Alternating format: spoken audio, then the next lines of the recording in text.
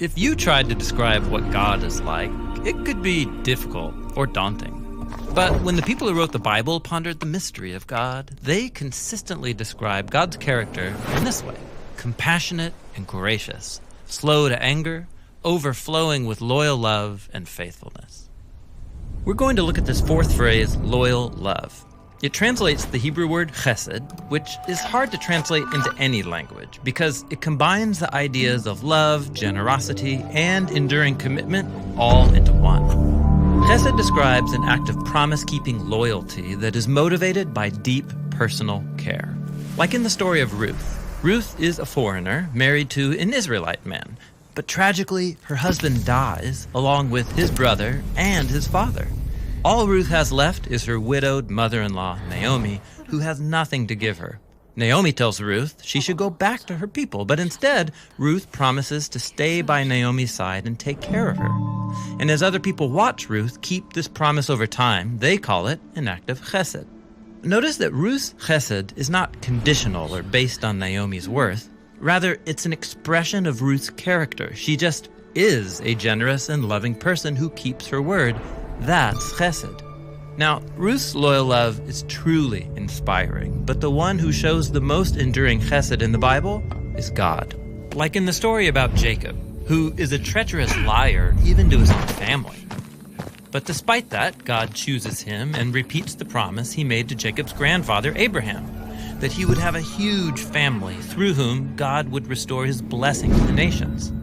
And so 20 years later, when Jacob realizes how undeserving he is, he says to God, "I'm not worthy of all the chesed you've shown me." And he's right. But God's chesed was never about Jacob's worth in the first place. It's a display of God's generous loyalty to his promise.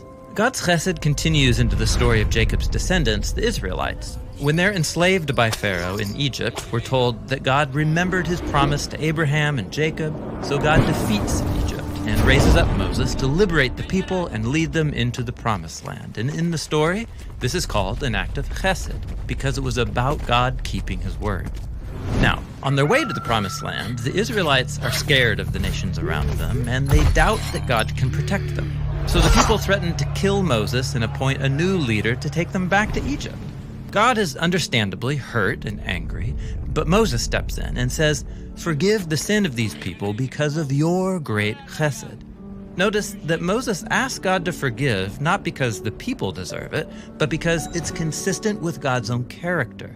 And God agrees, and he recommits himself to a people that don't want to be committed to him. In the Bible, God is loyal and loving for no other reason than it's just who God is. Of course, he wants his people to respond with chesed in return, but even when they don't, God's chesed remains. The prophet Hosea compared Israel's chesed to a morning mist that's here one moment and gone the next. But God's chesed is enduring. Like in the celebration of Psalm 136 that opens by saying, "Give thanks to the Lord, for he is good," and then 26 times repeats, "His chesed is forever." And so, after centuries of Israel betraying their commitment to God, and after humanity's long history of violence and death, God still kept his promise in a dramatic and drastic way by becoming human and binding himself to us in the person of Jesus. And the people who followed Jesus of Nazareth said that in him they encountered the God of Israel, who is full of loyal love and faithfulness. Jesus is the ultimate loyal and loving human. And in his life, death, and resurrection, God opened up a new future for all of us and for all of creation. And God did this because it's just who God is: generous, loving, and eternally loyal to his promises. And when we experience the purity and power of God's loyal love shown through Jesus, it compels us to reimagine why and how we can show chesed back to God and to the people around us. This is what it means to say that God is overflowing with loyal